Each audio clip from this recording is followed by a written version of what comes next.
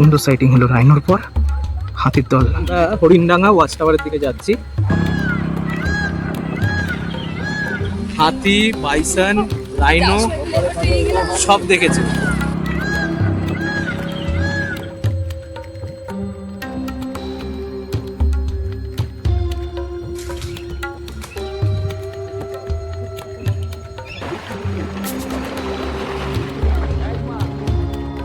আধা ঘন্টার boat safari এই স্টার্ট হলো।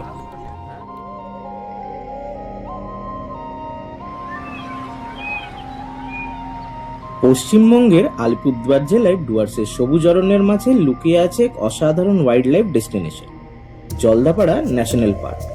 তোরসা নদীর তীর ঘেঁষে থাকা এই বিশাল ঘাসভূমি, ঘন বন আর বন্যপ্রাণে ভরা এই জায়গা প্রতিটা মুহূর্তেই এনে দেয় এক নতুন অ্যাডভেঞ্চার। 1941 সালে ওয়াইল্ড লাইফ স্যাংচুয়ারি হিসেবে যাত্রা শুরু করে পরে 2012 সালে এটি ন্যাশনাল পার্কের মর্যাদা পায়। আজ এটি ভারতের অন্যতম গুরুত্বপূর্ণ বাসভূমি একশিংওয়ালা গন্ডারের জন্য। হাতির পিঠে চড়ে জঙ্গলের ভিতরে ঢোকা, চারদিকে কুয়াশা আর নিস্তব্ধতা, ঠিক তখনই সামনে দেখা মিলতে পারে একশিংওয়ালা গন্ডার। আজ আমরা এক্সপ্লোর করব জলদাপাড়া ন্যাশনাল পার্কের আসল ওয়াইল্ড লাইফ এক্সপিরিয়েন্স, কার সাফারি, এলিফ্যান্ট সাফারি আর সিকিয়াঝোড়ার বোট সাফারি, সবকিছু নিয়ে আজকের এপিসোড। আমাদের 3 রাত্রি ও 4 দিনের জলদাপাড়া ভ্রমণের প্রথম পর্বে আমরা কলকাতা থেকে জলদাপাড়া পৌঁছানো, 4 বেলা সুস্বাদু খাওয়া দাওয়া নিয়ে জলদাপাড়া জঙ্গলের পাশ দিয়ে বয়ে চলা সিসামারা নদীর পাড়ে একটি বাজেট ফ্রেন্ডলি হোমস্টের ডিটেল রিভিউ এবং চিলাপাতা সাফারির এক্সপিরিয়েন্স সবটাই শেয়ার করেছিলাম। সেই ভিডিওর লিঙ্ক ডেসক্রিপশনে দেওয়া রইল। ডুয়ার সিরিজের কন্টিনিউটি বজায় রাখতে সেটি দেখে নেওয়ার অনুরোধ রইল। আজকের এই জলদাপাড়া ভ্রমণের দ্বিতীয় ও অন্তিম পর্বে সমস্ত লেটেস্ট ইনফরমেশন থাকবে জলদাপাড়া ন্যাশনাল পার্কের কার সাফারি, এলিফ্যান্ট সাফারি ও সিকিয়াঝোড়াতে বোট সাফারি সম্পর্কে। আজকের ভিডিও শুরু হচ্ছে আমাদের দ্বিতীয় দিনের ইভিনিং স্লটে জলদাপাড়ার কার সাফারি থেকে। তাহলে আর কথা না বাড়িয়ে চলুন জলদাপাড়ার আসল অ্যাডভেঞ্চার শুরু করা যাক। আমি অরিজিৎ আর আপনাদের সকলকে স্বাগত জানাই অরিজিৎ ট্রাভেল জোনের এই নতুন রোমাঞ্চকর ভিডিওতে।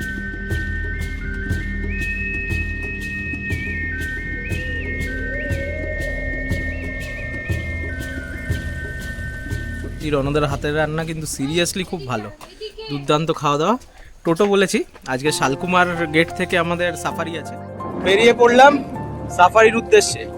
হালকা হালকা বৃষ্টি শুরু হচ্ছে, কিন্তু দেখি আমাদের ভাগ্য সদয় হয় কিনা, কেরম সাফারি সাইটিং হয় সবটা দেখাবো। চলুন।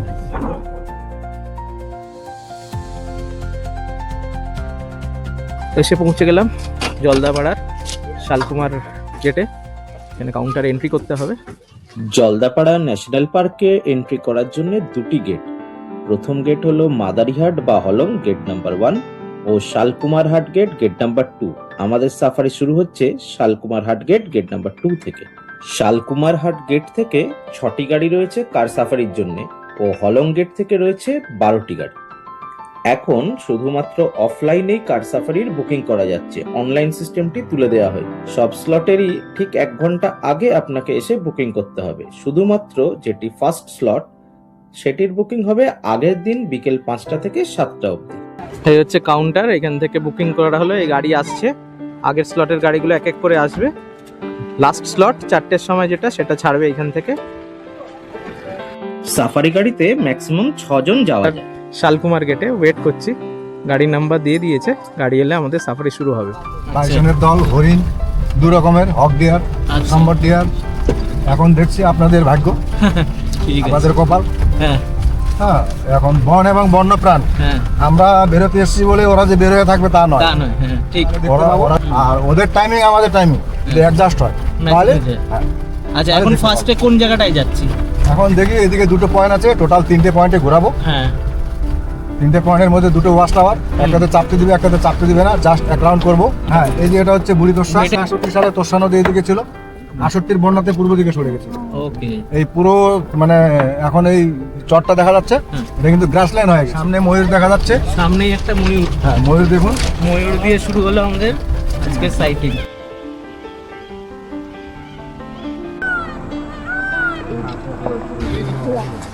এখন আমরা হরিণডাঙ্গা ওয়াচ টাওয়ারের দিকে যাচ্ছি। এটা হরিণডাঙ্গা ওয়াচ টাওয়ার। বর্তমানে এখানে উঠতে দেওয়া হচ্ছে না, তো আমরা এখানে জাস্ট টাচ করেই বেরিয়ে যাব। সামনে আবার কি আছে দেখবো। ওই দেখো গন্ডার।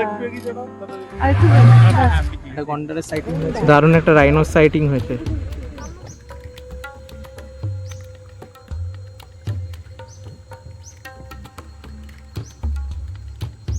জলদাপাড়া জাতীয় উদ্যানের বিখ্যাত এক শিংওয়ালা গন্ডার দেখা হয়ে গেল আমাদের।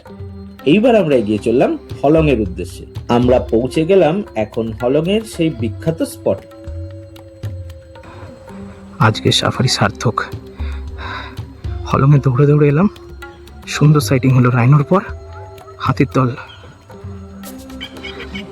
একটা বেবি হাতি মাঝখানটায় লুকিয়ে আছে দলের মধ্যে ভিতরে। সবাই মিলে বেবি হাতিটাকে গার্ড করে রেখেছে।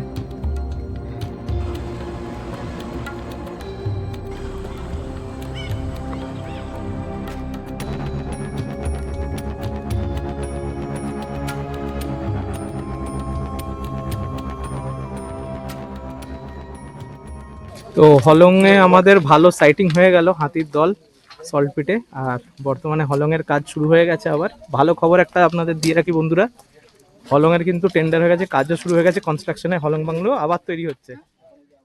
খুব সুন্দর, হ্যাঁ ভীষণ সুন্দর, মন খুশি তো। মন ভালো হয়ে গেল। আর এই যে দাদা দারুণ দারুণ অনেক কিছু আমাদের তথ্য দিলেন। তিতলি কেমন লাগলো? খুব ভালো, দারুণ লেগেছে। মামা কি দেখলে তুমি? হাতি দেখেছো? কেমন লাগলো মানালি? হলং থেকে একটা দুর্দান্ত হাতির দলের সাইটিং এর পর আমরা এগিয়ে চললাম জলদাপাড়া ওয়াচ টাওয়ারের উদ্দেশ্যে। পথে পড়লো একটা সাম্বারের দল।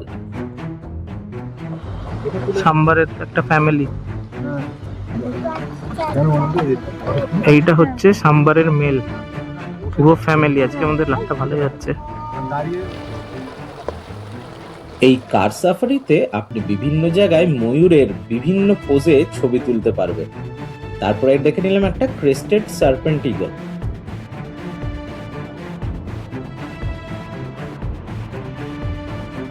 আজকের কার সাফারির শেষ ওয়াচ টাওয়ার যাওয়ার পথে দেখে নিলাম ইন্ডিয়ান রুলার আর আরেকটা ফিমেল সাম্বার।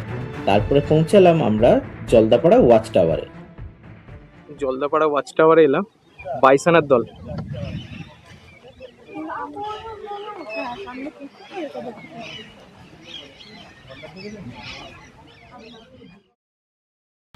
জলদাপাড়া ওয়াচ টাওয়ারে বাইসন সাইটিং করে এখন আমরা বেরোচ্ছি। জলদাপাড়ার এই 1.5 ঘন্টার কার সাফারিতে এখন অব্দি আমরা এক শিংওয়ালা গন্ডার, হাতি ও বাইসন দেখে ফেলেছি। সঙ্গে তো সাম্বার ডিয়ার ও অনেক পাখি দেখেছিলাম।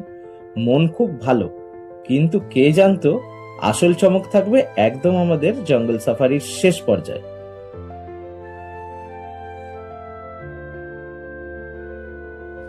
হাতি, বাইসন, রাইনো সব দেখেছি। পেট্রোলিং এর হাতিটা দেখে গন্ডার ঢুকে গেল জঙ্গলে। চোখে তো পড়ছে। একদম দারুণ দারুণ।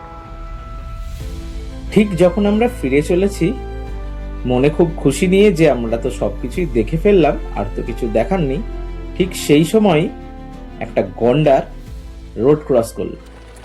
এই মুহূর্তটা ছিল আমাদের সেরা মুহূর্ত জলদাপাড়া কার সাফারিতে।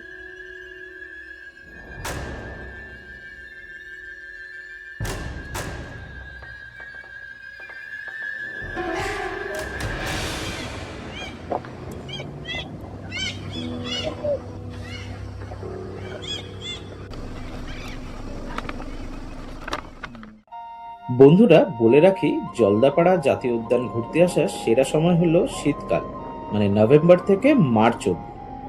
এবং জলদাপাড়া জাতীয় উদ্যান বন্ধ থাকে 15 জুন থেকে 15 সেপ্টেম্বর অবধি। একদম লাস্টে দেখলাম একটা ওয়াইল্ড বোর। তারপরে আমরা পৌঁছে গেলাম শালকুমারহাট গেটে। দুর্দান্ত একটা সাফারি করে শালকুমার গেটে আমরা ফিরলাম। Successful safari. এই হচ্ছে ইন্দ্রদা আমাদের সাথে ঘুরলেন, দুর্দান্ত সাইটিং করিয়েছেন। শালকুমার 2 নম্বর গেট, জলদাপাড়া 0 কিমি। সারাদিনে 4টে শিফট হয়। আচ্ছা, জিপ সাফারি 4টে শিফট, 6টা করে গাড়ি ছাড়ে। First trip, second trip, third trip. আমাদের এটা হচ্ছে লাস্ট 4th ট্রিপ। ফোর্থ ট্রিপে আমরা গেছিলাম। হ্যাঁ। আর যদি আপনারা এলিফ্যান্ট রাইড করতে চান অনলাইন বুকিং করেও আসতে পারেন। আর একটা হচ্ছে বোনাস পয়েন্ট আমাদের শালকুমার এই গেটের জন্য অফলাইনে টিকিট দেওয়া হয় এই হাতি সাফারির জন্য। এখান থেকে দুটো হাতি এতে চাপতে পারবে। পাশেই টিকিট কাউন্টার রয়েছে, টিকিট কেটে আগের দিন নিয়ে নিতে হবে ঠিক? আগের দিন Book একদিন করতে আগে হবে। নিতে হবে। তার জন্য পার হেড 1000 টাকা করে, ঠিক আছে। আর পার হেড 1000 টাকা করে তো নিচ্ছে, হুম। ওটা হচ্ছে শুধু আপনার ওই হাতি রাইডের জন্য। আর এই জিপ রাইডের জন্য 1750 ছজন। ছজন। আর আপনাদের যারা আসবেন, যারা ইচ্ছুক ওয়াইল্ড লাইফ দেখার, ওয়াইল্ড লাইফ ঘোরার, হুম। তাদের জন্য বলছি আপনার যে কোনো আইডি কার্ড, ভোটার কার্ড হোক, মানে আধার কার্ড হোক, এগুলো নিয়ে আসতে হবে। থ্যাংক ইউ ইন্দ্রদা। ওয়েলকাম।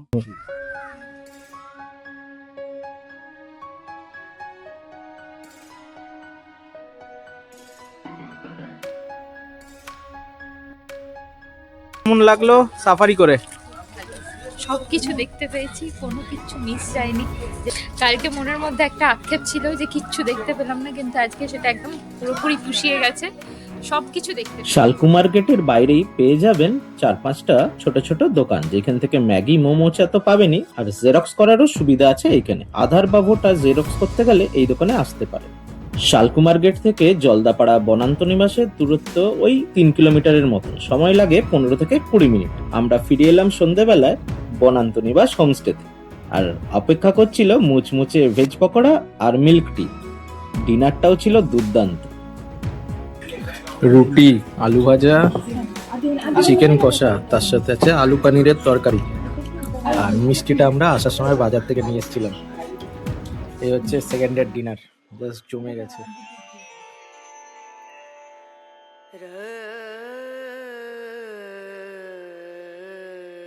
একটা সুন্দর সানরাইজ দিয়ে আমাদের তৃতীয় দিন জলদাপাড়ায় শুরু হলো, আর অ্যাম্বিয়েন্সটা অসাধারণ লাগছে, অসাধারণ।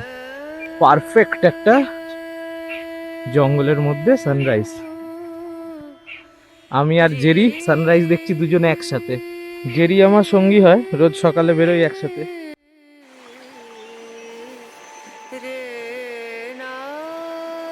আর এই হচ্ছে আমাদের হোমস্টে, বনান্ত নিবাস। অসাধারণ একটা stay.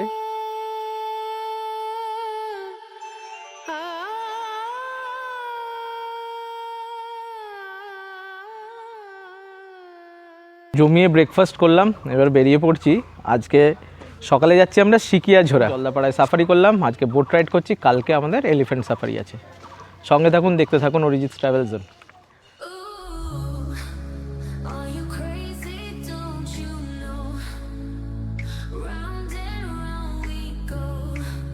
In this world so fast, future blending with the past. Every step we take.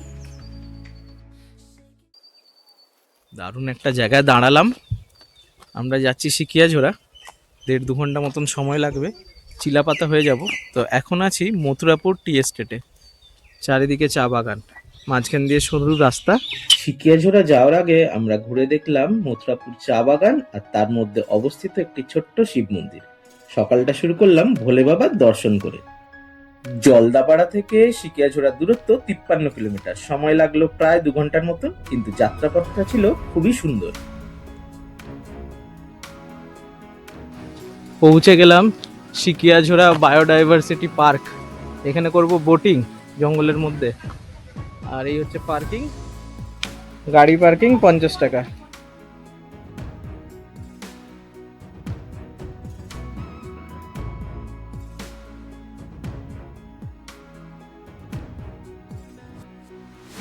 Boat গেছে, একটা বোট এলে আবার আমরা ঢুকবো। তার আগে এখানে লাঞ্চের অর্ডারটা দিয়ে দিলাম, ভাত, ডাল, আলু ভাজা, ডিম ভাজা আর একটা তরকারি। 80 টাকা প্লেট, মিল সিস্টেম। রান্না চাপাচ্ছে, একদম টাটকা হবে বোটিং করে এলে। আর এইখানে আছে সিকিয়াঝোড়া যেটা পার্ক,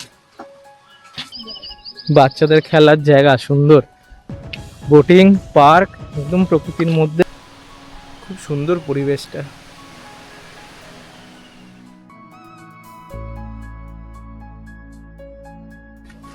বোট আসছে সিকিয়াঝোড়ার বোট সাফারি করে।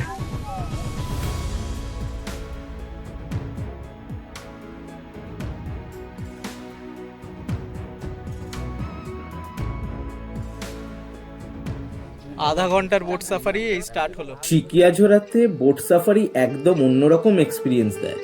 চারদিকে নদী, জঙ্গল আর মাঝে মাঝে ওয়াইল্ড লাইফ স্পটিংয়ের চান্স। এখানে আপনি নানান রকম পাখি আর অনেক সময় এলিফ্যান্টও দেখতে পারেন নদীর ধারে।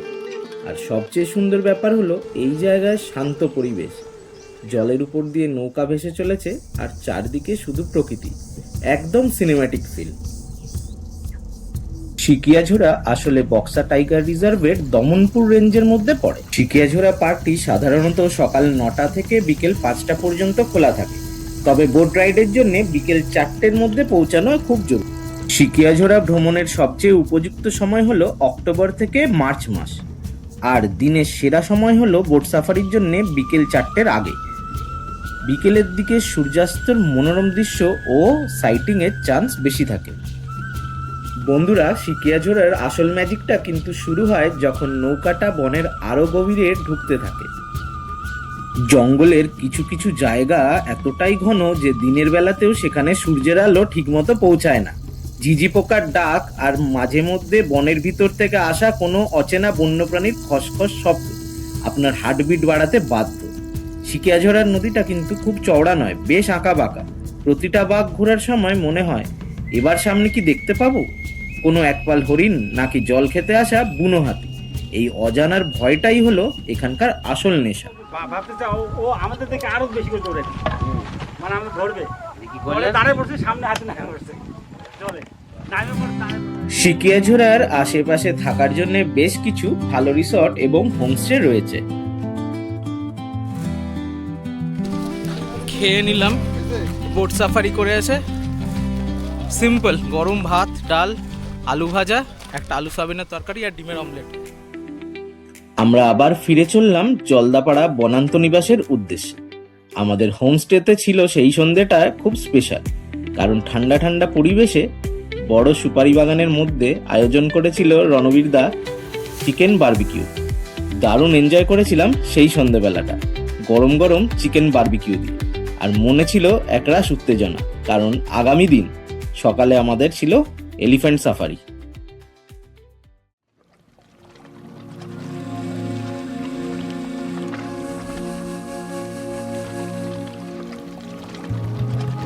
Good morning. আজকে আমাদের ডে 4, লাস্ট ডে। কিন্তু আজকেই হচ্ছে সবথেকে আমাদের এক্সাইটিং ডে, কারণ আমরা বেরোচ্ছি হাতি সাফারি। এখন সময় 5টা 16, রিপোর্টিং টাইম শালকুমার গেটে 6টা 15, আর আমাদের স্লট হচ্ছে সেকেন্ড স্লট হাতি সাফারির 6টা 45 থেকে 7টা 45। সবটা বলছি, চলুন গেটে যাওয়া যায়। আর এই হচ্ছে একদম সকালের অ্যাম্বিয়েন্স। আমাদের এলিফ্যান্ট রাইড ছিল হলং থেকে, তাই একটু তাড়াতাড়ি বেরোতে হলো সকাল সকাল। বন্ধুরা, এই জলদাপাড়া বনান্ত নিবাস নিয়ে ডিটেল রিভিউ রয়েছে আমার আগের এপিসোডে, দেখে নেওয়ার অনুরোধ রইল।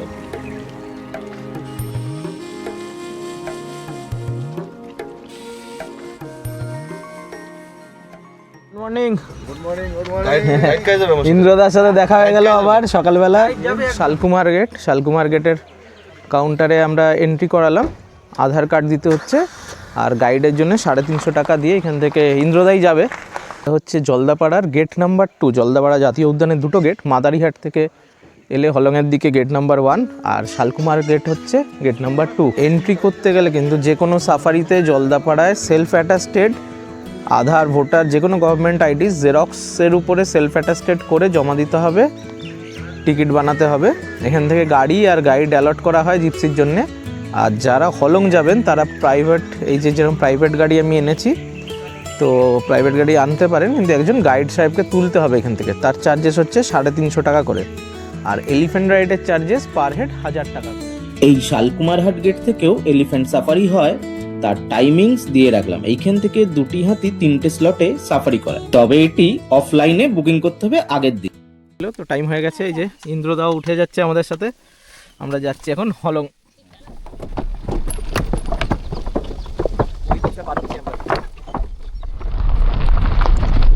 হলং থেকে অনলাইনে এলিফ্যান্ট সাফারি করলে 350 টাকা গাইড খরচা যাবে ঠিকই, কিন্তু সকালবেলায় আপনার একটা সাফারিও হয়ে যাবে।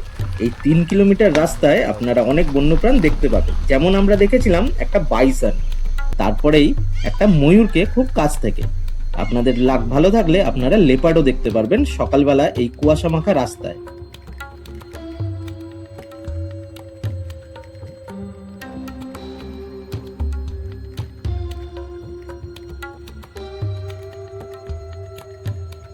এসে পৌঁছালাম হলংয়ে, সেই বিখ্যাত হলং। আচ্ছা, বলে রাখি বন্ধুরা, এখানে কিন্তু টয়লেটের ফেসিলিটি আছে, কোনো অসুবিধা নেই। এই যে এখানে টয়লেটের ফেসিলিটি আছে। হলং হচ্ছে একটা নদীর নাম। এই নদীর নাম যে হলং বন বাংলো, এটা হচ্ছে জ্যোতিবাবুর প্রিয় বাংলো। কিন্তু দুঃখের বিষয়, সেই আমাদের গর্বের হলং বাংলো কিন্তু এখন নেই। একটি ভয়াবহ অগ্নিকাণ্ডে সেটি পুড়ে ধূলিসাৎ। তবে ভালো খবরও আছে, হলংয়ের কাজ শুরু হয়ে গেছে। হলং বাংলো আবার নতুন রূপে আপনাদের কাছে ধরা দেবে কিছুদিনের মধ্যেই। গাছের বয়স হচ্ছে 80+।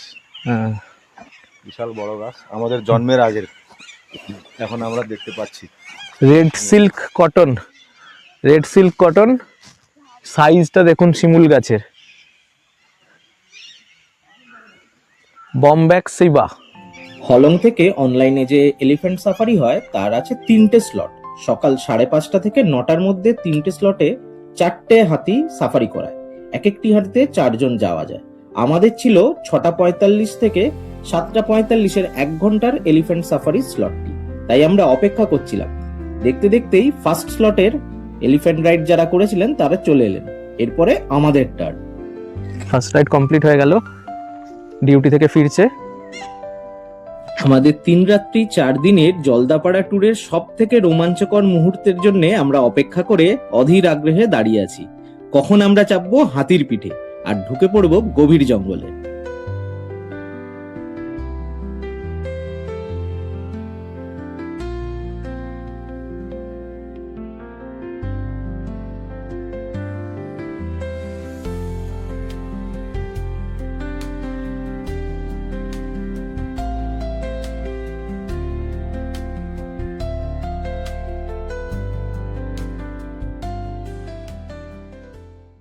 শুরু হয়ে গেল আমাদের হাতি সাফারি। ভোরবেলা কুয়াশার মধ্যে হাতির পিঠে চড়ে জঙ্গলের ভিতরে ঢোকার এক্সপিরিয়েন্স একটা একদম লাইফ টাইম মেমোরি।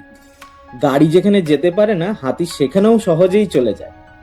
আর এই সাফারিতেই সবচেয়ে বেশি চান্স থাকে রাইনো বা বড় ওয়াইল্ড লাইফ কাছ থেকে দেখার।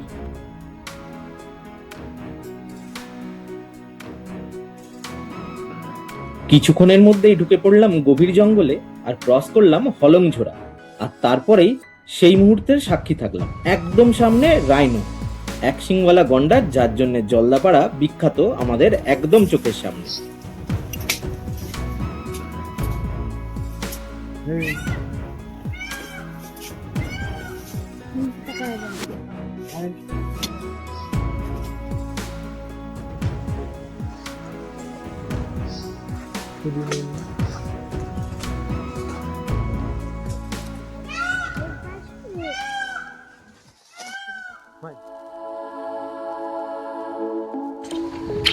এই পুরো 1 ঘন্টার এলিফ্যান্ট সাফারিতে মনে হচ্ছিল আমরা যেন এক অন্য জগতে আছি, যেখানে শুধু জঙ্গল, বন্যপ্রাণী আর এক অনাবিল শান্তি। জলদাপাড়া ন্যাশনাল পার্কের একদম র জঙ্গল ফিল নিতে গেলে আপনাকে করতেই হবে হাতি সাফারি। জঙ্গলের মধ্যে সেই নিস্তব্ধতা, শুধু পাখির ডাক আর হাতির পায়ের শব্দ, যা আমাদের স্মৃতিতে চিরস্মরণীয় হয়ে থাকবে। অনলাইনে এলিফ্যান্ট সাফারির বুকিং লিংক আমি ডেসক্রিপশনে দিয়ে রাখলাম।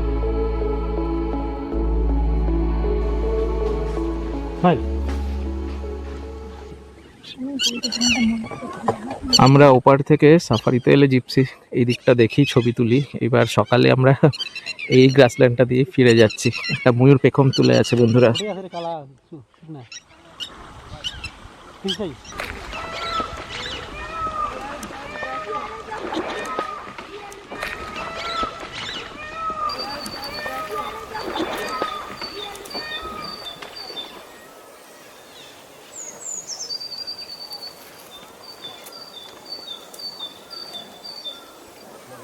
এই হচ্ছে প্রিয়দর্শিনী, প্রিয়দর্শিনীর সাথেই আমরা সাফারি করলাম। সাফারি কমপ্লিট হয়ে গেল।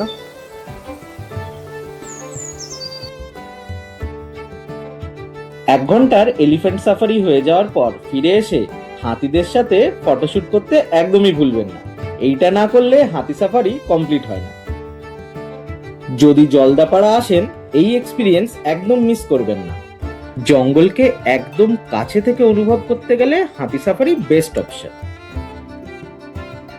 ফালাকাটা টু ফালাকাটা 3 রাত্রি 4 দিনের জলদাপাড়া ভ্রমণের সমস্ত ব্যবস্থা করে দিয়েছিলেন জলদাপাড়া বনান্ত নিবাসের মিস্টার রণবীর বিশ্বাস। ওনার সাথে ঘুরে আমরা খুবই স্যাটিসফাইড। ওনার নাম্বার আমি ডেসক্রিপশন বক্সে দিয়ে রাখলাম, যদি পছন্দ হয় ওনার সাথে যোগাযোগ করে আপনারাও ঘুরতে পারেন। এই ছিল আমাদের জলদাপাড়া ন্যাশনাল পার্কের দ্বিতীয় এপিসোড। আশা করি ভালো লেগেছে। যদি ভিডিওটা ভালো লাগে তাহলে লাইক করুন আর চ্যানেলটা সাবস্ক্রাইব করে রাখুন, কারণ সামনে আরো অনেক এক্সাইটিং ট্রাভেল এক্সপিরিয়েন্স আসছে। আমি অরিজিৎ, দেখছিলেন অরিজিৎস ট্রাভেল জোন। আবার দেখা হবে পরের ভিডিওতে। Thanks for watching Arijit's travel zone. ঘুরতে থাকুন, খুব ভালো থাকুন।